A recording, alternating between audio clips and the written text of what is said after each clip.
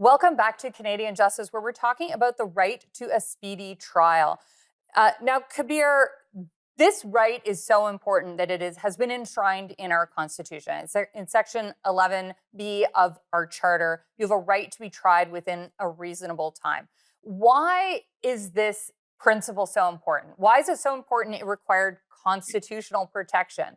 Can you explain why we need limits on delay in the criminal law context? Well, simply being charged with a criminal offense has a lot of stigma attached to it. So, for example, you lose your privacy, and your ability to defend yourself over time is reduced as long further along the case goes. For example, witnesses can go missing, memories fade over time, and of course, one of the goals is that justice is done fairly and efficiently. So that also applies to the victims and the court system as well, along with the accused person. So all of those things factored in together result in this very important right that we have that needs to be properly, decided by the courts.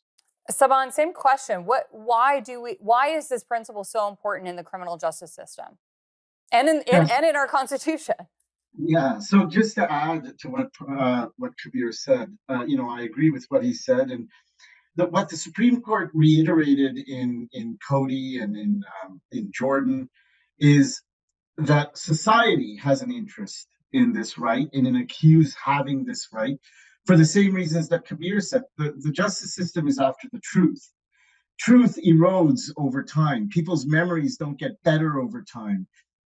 People want finality, and it's not just victims, it's accused and society in general. So these principles inform why it is that right is constitutionalized. Now, Saman, it's interesting because while, of course, victims are impacted by a long, long delay, and I'm sure it will be devastating for victims to have these long delays, the right is actually not a right that's assigned to victims. It's a right for the accused persons. But maybe you can elaborate on the effects that long delays have more broadly on our society at large, on victims, on not just the accused, although it is the accused rights, but also, on the justice system as a whole.